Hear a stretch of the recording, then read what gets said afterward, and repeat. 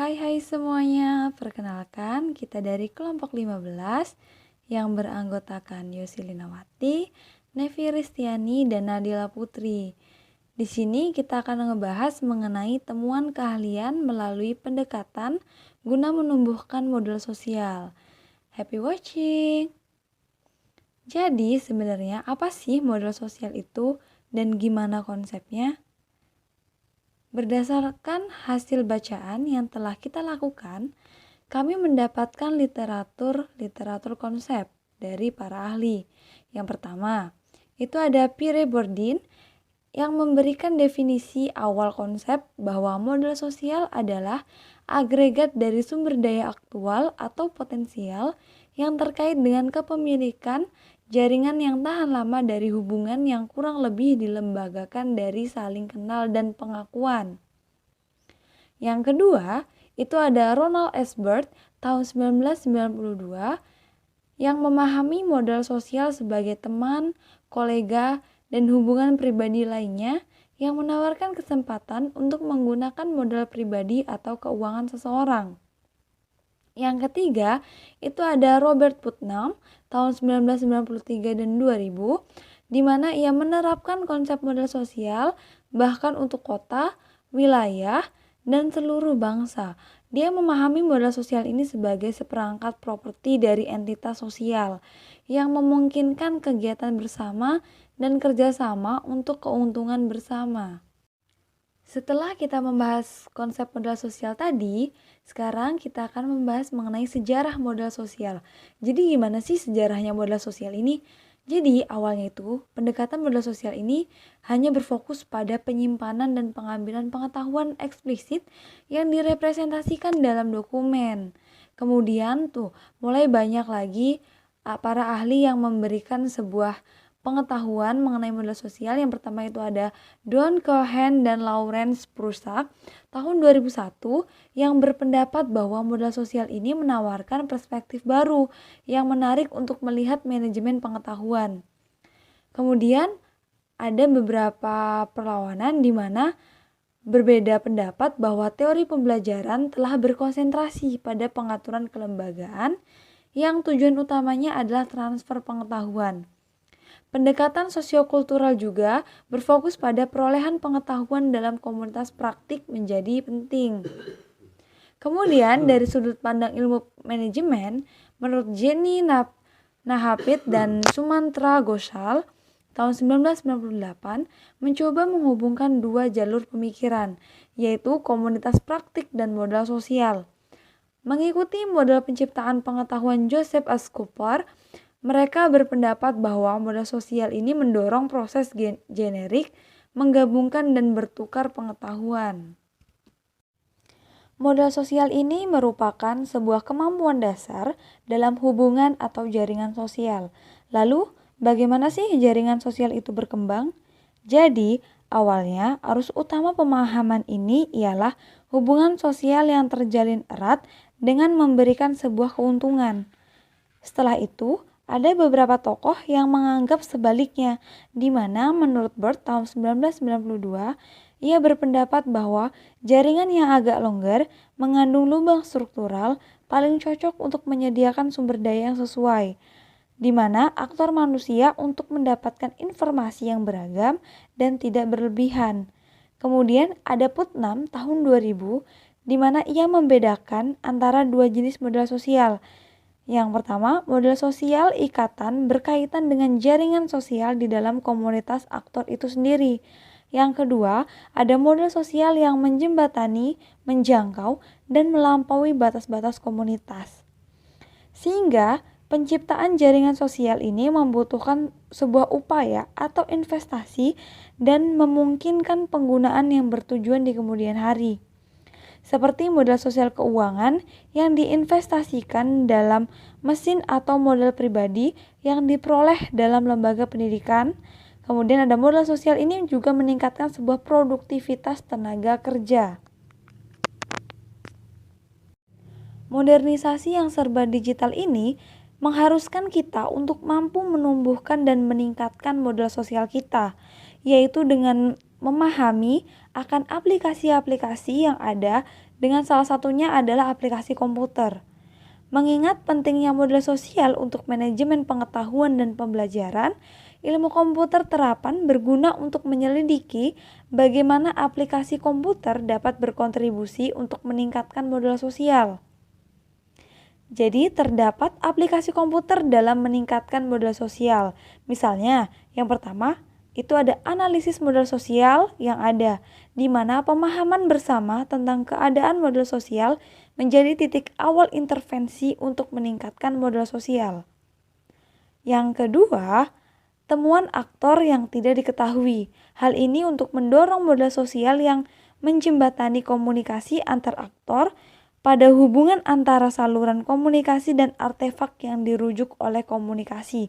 Jadi di sini fungsinya untuk saluran komunikasi untuk menjembatani antar aktor-aktor tertentu. Yang ketiga, membangun kepercayaan dalam entitas sosial, di mana aplikasi komputer ini berguna untuk membangun dan memelihara hubungan sosial, kepercayaan yang memainkan peran penting.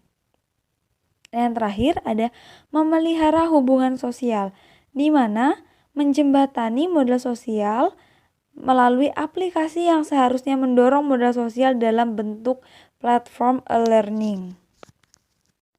Kecanggihan dalam menentukan keahlian melalui bidang teknologi, penelitian di bidang Computer Supported Cooperative Work dan Artificial Intelligence telah menciptakan aplikasi yang dapat dipahami sebagai technical support untuk membangun model sosial. Secara tradisional, penelitian CSCV berfokus pada dukungan kelompok kerja kecil yang sudah memiliki model sosial tingkat tinggi. Bidang ini membahas 5 arah penelitian yang lebih detail guna berkontribusi untuk mendorong pembangunan model sosial. Yang pertama, itu adalah sistem profil keahlian. Yang kedua, saluran komunikasi yang berorientasi pada topik. Yang ketiga, sistem diskusi dan anotasi. Yang keempat, sistem rekomendasi kolaboratif. Dan yang kelima adalah kesadaran bersama. Kemudian masalah dalam sistem komputer. Pertama, pemahaman umum tentang atribut yang berbeda dari profil pribadi harus diberikan.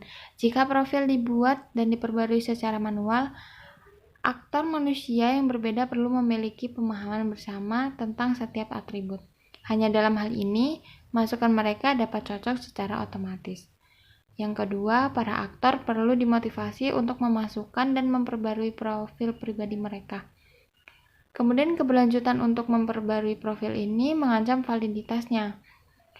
Data ini dapat dilengkapi dengan data yang dihasilkan secara otomatis, misalnya dari menganalisis halaman beranda aktor atau lalu lintas surat, namun profil yang dihasilkan secara otomatis mengumpulkan data yang sistematiknya tidak jelas, sehingga diragukan apakah data tersebut benar-benar mewakili kompetensi dan kepentingan pelaku.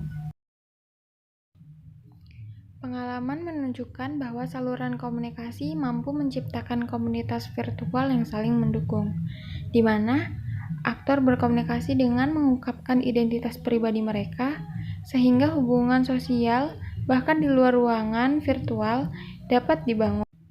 Dalam domain pelatihan berbasis web, platform pembelajaran dilengkapi dengan saluran komunikasi yang berorientasi topik untuk menyusun dan memfokuskan kontribusi pengguna dalam lingkungan pembelajaran. Penulis memperkenalkan konsep titik kerjasama yang dimaksud atau IPOCS, yaitu titik awal untuk komunikasi dalam unit pembelajaran yang ditentukan oleh penulis unit. Saluran komunikasi khusus, misalnya obrolan, konferensi, video, papan tulis bersama, digunakan untuk mendukung berbagai jenis komunikasi. Model sosial dalam modernisasi. Pertanyaan inti dalam sistem pemberi rekomendasi ialah bagaimana mendukung aktor dalam memilih item dari satu set item yang agak mirip. Beberapa sistem rekomendasi relevan di sini karena telah dirancang untuk mendukung penemuan aktor manusia seperti Whonos, Web Referral, Yenti, atau MI, Expert Finger, dan e-ExpertNet, dan ekstrak data pribadi tentang kepentingan manusia secara otomatis dari dokumen yang dibuat oleh aktor. Adriana dan Henry tahun 2000 telah mengembangkan sebuah sistem yang mengekstrak data pribadi mengenai keahlian seorang programmer dari kode Java yang telah dihasilkan oleh programmer tersebut. Berdasarkan data pribadi ini, sistem memungkinkan seseorang untuk mengajukan pertanyaan atau mencocokkan aktor. Sistem ini bagaimanapun sampai sekarang berurusan dengan algoritma pencocokan khusus untuk satu jenis data pribadi. Kemudian pertanyaan inti di bidang kesadaran bersama adalah bagaimana membuat aktivitas para aktor terdistribusi terlihat satu sama lain. Berkenaan dengan data yang ditangkap, seseorang dapat membedakan antara yang terstruktur dan tidak terstruktur. Data terstruktur merekam penggunaan fungsionalitas sistem, dan data tidak terstruktur biasanya terdiri dari aliran video. Visualisasi data ini dimaksudkan untuk mengimbangi kurangnya visibilitas, aktivitas individu dan konteksnya dalam pengaturan terdistribusi. Cocokkan data pribadi dengan algoritma. Dalam bab ini, kami ingin menggunakan riwayat interaksi dan data kesadaran mengenai produksi dan pengguna konten untuk membuat dan memperbarui profil pribadi. Karena fakta bahwa konten sudah diinfrastruktur pengambilan dan pemrosesan otomatis. Data ini tampaknya menjanjikan. Algoritma pencocokan memanfaatkan teknologi yang diberikan oleh struktur konten kapanpun seorang belajar mencari dukungan tersebut dapat ditemukan dengan merujuk ke unit pembelajaran tertentu yang dijelajahi pelajar. Berkenaan dengan unit pembelajaran, ini sistem dapat mengambil data dengan riwayat produksi konten. Dengan cara yang sama, sejarah ujian yang lulus dapat diterapkan untuk mencocokkan peserta didik dengan mereka yang telah menunjukkan kemampuan dalam rentang waktu tertentu.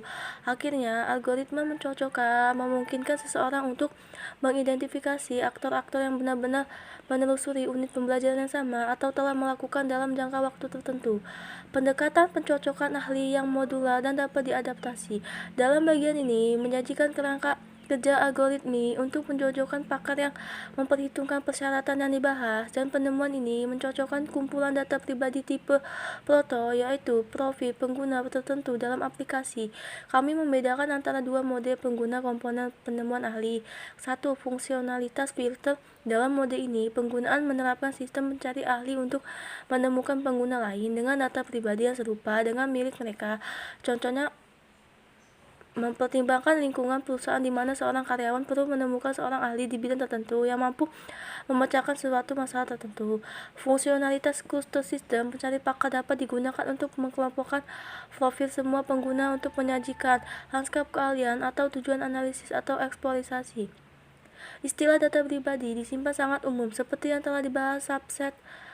Data dapat mencakup status profesional dan pelatihan aktor, pernyataan minat, penilaian kemampuan sendiri, dan jenis informasi sejarah tertentu, dan kerangka pencocokan algoritma dari sistem pencari ahli. Kami dengan cara yang lebih formal, dan kami menunjukkan himpunan semua elemen untuk membuat kecocokan profil dan penentuan batasnya.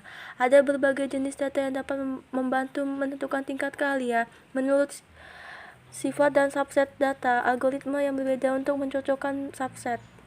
Misalnya, shape assessment history harus diterapkan. Berikut hal ini dinyatakan dengan pengertian modul. Setiap modul berisi fungsi untuk mencocokkan subset data pribadi yang relevan secara intuitif. Setiap modul menyadari kriteria untuk pencocokan ahli. Misalnya, satu modul untuk mencocokkan riwayat interaksi, yang lain untuk mencocokkan status pelatihan pengguna. Fungsi pencocokan diartikan untuk setiap modul, sedangkan fungsi kelengkapan untuk memperhitungkan kualitas data yang tersedia. Untuk proses pencocokan modul M, di mana cap 0 berarti tidak ada data yang tersedia dan CP1 sesuai dengan tingkat kelengkapan maksimal. Untuk memungkinkan pengguna mengadaptasi, proses pencocokan pengguna dapat menyesuaikan pengaruh kriteria pencocokan yang berbeda terhadap hasil pencocokan secara keseluruhan. Secara formal ini dilakukan dengan menetapkan bobot realisi pencari ahli. Di sini kami membangun sistem pencari ahli untuk kerangka kerja sebuah lingkungan yang menawarkan dukungan teknis, metodis, dan didaktik dan ekstekstif untuk kedua penulis pelatihan dan pelajar berbasis web. Di bagian ini kami membuat sketsa arsitektur generik. Sistem ini dapat menyajikan antarmuka pengguna untuk platform e-qualification yang terutama berfokus pada fungsionalitas filter kerangka kerja kami. Antarmuka pengguna.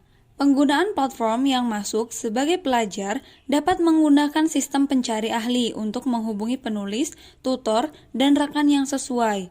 Untuk pelajar, jendela utama pencari ahli tersedia selama sesi pelatihan lengkap.